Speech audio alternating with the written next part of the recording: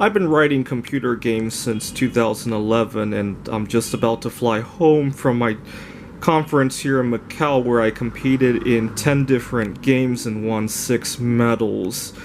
And so I thought I'd talk a little history about how I got started writing computer games. When I was working on my PhD, I had a difficult time with my girlfriend. I came to discover she was taking advantage of me, and I didn't think I could break up with her, though, because when I was with her, I pretty much sacrificed everything else in my life except for her, and she was the last thing that was holding me together, and I felt terrible, and I left her, and I thought my life was over. Wasn't going to end my life or anything, but I felt that my life as I knew it was basically over, and I had to basically start from zero again. Until a few weeks later, I went to a coin collecting show. I used to love to collect coins, and I discovered that I had the best time ever, especially compared to the time I was spending with the girl. Even though there was no girl involved, I realized that I could have fun without the girl. Actually, earlier this week I made a video about how sometimes, even though I love my relationship with myself, a lot of times society doesn't approve of it. I encourage you to watch that video because it's a big eye-opener in my opinion, and I want everybody to, even if you're married or in a serious relationship, to occasionally go on a date with yourself, at least occasionally, if not most of your dates on yourself. I really encourage you to do that.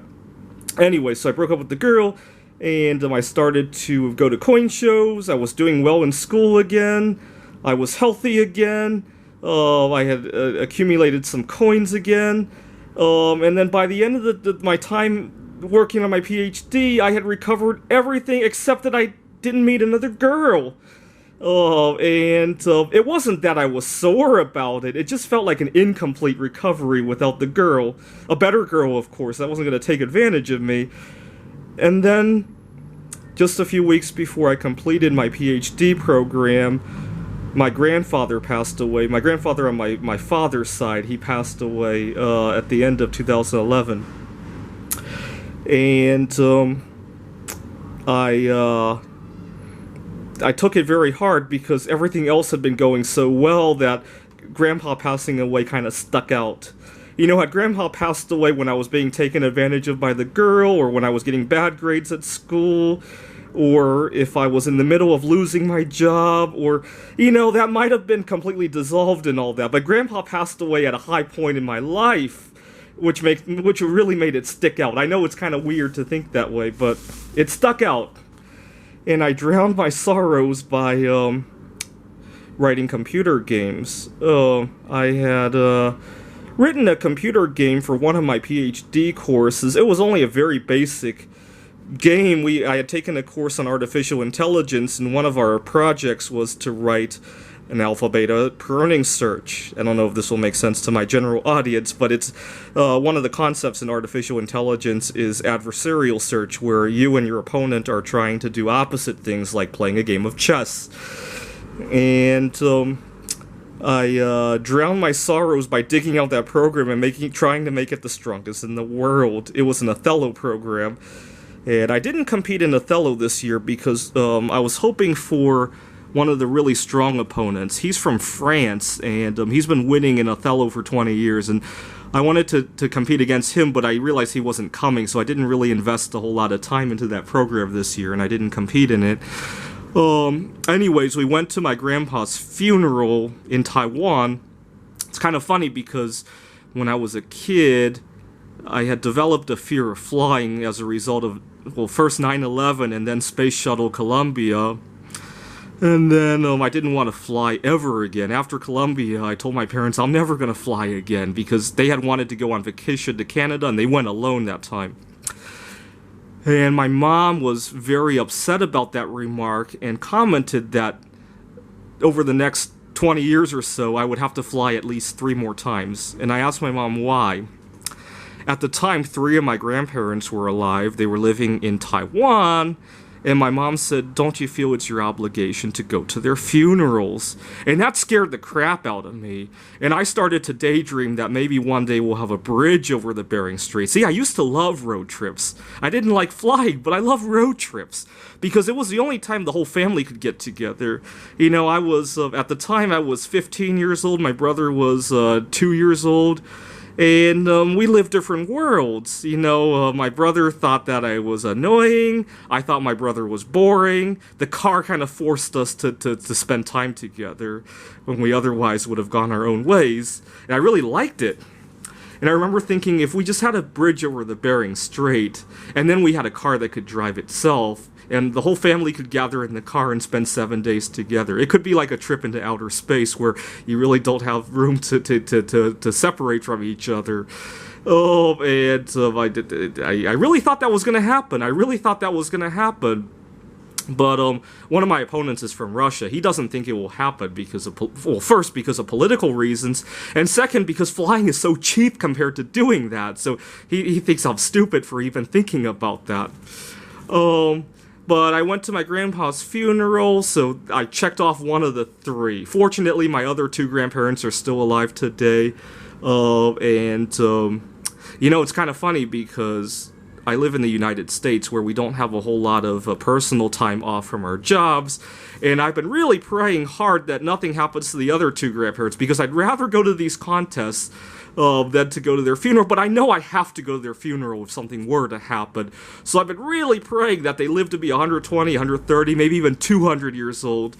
And but it's for an ulterior reason. I mean, the fact that they get to live an old age is just a side effect. The only reason I want them to live long is because I want to win these gold medals. It's kind of funny. But as long as both of us can be happy, that's good. So I went to my grandpa's funeral, and I saw his ghost, and he told me that when I win the gold medal at the conferences for all the games, I will meet my future wife. And it's kind of interesting because I didn't win them in all of the games, but I've been winning them in some. And my first gold medal I won in 2016, and not long after that I started dating a girl back in Seattle. And there's a good chance she is my future wife. I would give it a 20 or 30% chance at least right now. I got very upset at something during the funeral, though. We were at my uncle's apartment, and I didn't want to get up to leave one day. I was busy writing Othello. My brother said, "Come on, let's go. Our whole family is there. It's Grandpa's funeral." And I told him to give me like 5 minutes. I need to finish something. And then after 5 minutes, I asked for another 5, and my brother was starting to get very agitated. I was 24 years old. He was 12 years old at the time, and he started getting very agitated about me asking for 5 minutes. You know, in Chinese, 5 minutes is pronounced in a very funny way. I just think it's pronounced in a very funny way. And I would put up 5 fingers and go 5 more minutes. And my brother said, "Come on, how many 5 minutes have you asked for?" And eventually I got so upset that I said, "Fuck Grandpa, my games are more important. I gotta meet my future wife so that someday I could have grandchildren to come to my funeral." And so I said, "Fuck Grandpa." I was very upset because I thought the games were going to help me find my future wife. I thought the games were going to be the next Facebook or something. I just started writing computer games. I had a whole lot of enthusiasm about it. And my brother was so upset at that remark, the fuck grandpa remark.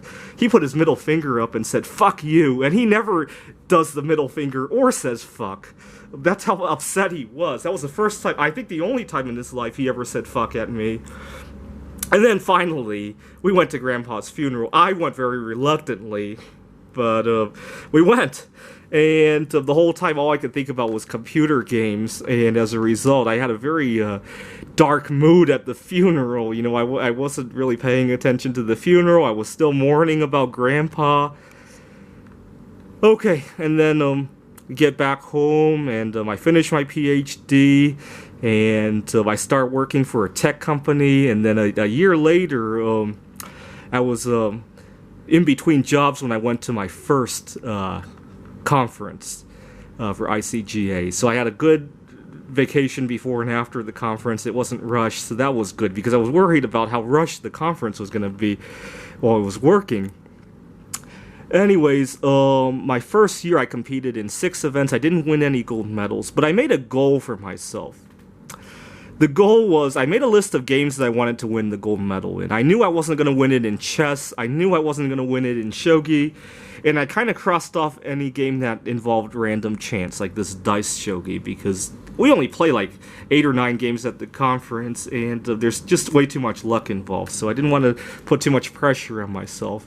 And I made a goal to win all of those gold medals before I was old enough to run for president of the United States. And as it turns out, I was looking at all the games that I still need to win. This one is one of the games I need to win. And there are 3 more games I need to win, and I have 3 more years left before the deadline, so I can win 1 extra game every year and meet that deadline. So it's very nice to finally meet that deadline. I won my first gold medal in 2016. The contest was held in Amsterdam, and I had a good time in 2016. I stayed in a hostel over in Amsterdam, and I met a number of nice people there. Part of the problem with coming to Macau, which is where this conference is being held, let me see if I can get a good photo of the outside just over here. Oh my god, it's way too bright. Let me give the camera a few seconds to respond. It looks, from the outside, it looks kind of like a little Taiwan, but very different culture, and I couldn't find a hostel to stay in, so I'm staying in a hotel room, and don't have anywhere to cook, which is a big problem for me because I'm pretty particular about food for a number of reasons, and I didn't get to meet too many locals. It's a little different than what I had imagined. My first day getting here, I got very depressed, and I almost wanted to go home. And then I realized how much it would cost to change the airline ticket, and I treated it as like a 2 or 3 week jail sentence, if you will. And halfway through it, I felt good about it again. I learned something new, and especially after I went to the contest, I felt really good. Breakthrough, I started in 2015, and I won the gold medal. That's the first game I ever won the gold medal in. The Kyoto Shogi I've been doing ever since the beginning, but I only won the gold medal this year. Surakarta is kind of like my old masterpiece. I've been winning the gold medal every year since 2016. I rarely have to make adjustments to it. It's very good. Dots and Boxes is kind of new for me. I only learned about combinatorial games this past year because I had to teach a course involving combinatorial games. I kind of knew about it, but not in depth. More recently, I've been programming Dots and Boxes to kind of help myself learn it and to give examples when I teach it, so it's very good. And I think that's the quickest gold medal I've ever won. I've only been writing Dots and Boxes for about 5 months right now. And then No-Go is a variant of the Japanese game Go, where you're trying to avoid capturing. It's kind of the opposite of Go. I think I need to do neural networks. I'm doing something similar to neural networks, but it's going to be a good example for me to use convoluted neural networks in. This is a machine learning concept. And then Dice Shogi is kind of like the other variants of Shogi, except you roll a die to determine which piece to move. And I think I just didn't have very good luck there. I think my program was okay. Like I said, 3 more years until the deadline for my goal, and only 3 more games to go. It seems very reachable now. It's one of those things where it seems like the grass is always greener on the other side. So I had talked about how the games were going to help me meet my future wife. You know, it's going to give me a little bit of identity. At the same time, though, I spend so much time writing computer games, I often don't have an identity. You know, when I'm back home in Seattle, I'm often locked up in my room writing computer games when other people are going out to the bar. But at the same time, when I come here, it helps me start a lot of conversations. And then there's the fact that now that I'm dating again, And then I look at all these other people who are still single, and they get to go out and look for new people. Oh, I kind of miss that too. You know, I like to say, when I wasn't dating, I had 7 billion potential partners, and when I'm dating, I have just this one. You know, it's kind of weird. I really liked looking. I liked having that empty space that I could fill in with anything on any given day. You know, I have a funny story about a situation I ran into. I had gone to Poland to visit a friend. Actually, it was an ex-girlfriend. We had broken up because she wanted children, but we were still on very close terms. And I had a conference in Amsterdam, and I took a train over to go visit her. And my second night there, I was staying in a hostel again. And my second night there, I sleepwalked. I have a little bit of a sleepwalking problem sometimes. And I had walked next door to buy some snacks. And I thought it was a dream, though. Until the next morning I woke up and I saw the remnants of the snacks in the room, and I realized it wasn't a dream. And I went back to look for the girl that I had met in my quote-unquote dream, because we had a good conversation, and I couldn't find her. And I went every day for the rest of my trip. I couldn't find her again, so I assumed that the girl wasn't real. She was only part of the dream. The snacks were real, but the girl wasn't. And then I had to fly home. And then the next year, I had another conference in Amsterdam, and this time I flew to Warsaw first, and then spent a few days in Warsaw, and then took a plane from Warsaw to Amsterdam, and then fly back home. I showed you my passport in my other video. Go watch that video if you're curious about all my travels. But my first day when I got to Warsaw and the bus arrived in downtown Warsaw, I made a beeline to that convenience store to see if I could find that girl, and sure enough, I found her. What was really interesting was that she remembered me. The reason she remembered me was because I went there at 3 a.m. to buy non-alcoholic beer, and she thought it was funny. She thought that I used to have a drinking problem when I switched to non-alcoholic beer, and it became a funny story between her and her coworkers and her family. And so we had a good conversation for about 3 minutes until she mentioned something, and I realized she was married. I think she mentioned what her husband did for a living, and it implied she was married, of course, and then my heart really sank. So at the time, I had 7 billion potential partners. Anytime I started a conversation anywhere, that person could potentially be a partner. And I'm kind of biased, because at the time, I had a little bit of a pipe dream. I wanted to marry somebody from a second world country and gain her citizenship so I could move there and retire to write my computer games. Now that I'm teaching at Washington Technology University, and they like my computer games, I don't feel so strongly about doing that anymore, but at the time I had a little bit of a bias. So when I went to Poland, it was kind of like a paradise, because I could daydream about doing that, and anything that happened in Poland could stay there. You know, if I had a bad conversation and I came back to Seattle, I could pretend it happened on another planet. So that was good. Anyway, so I win 4 gold medals this year, and I hope to win more next year, and I learned a lot from my trips, and I learned a lot about the culture here, and I kind of connected with people here too, so it was very nice. Thanks for watching.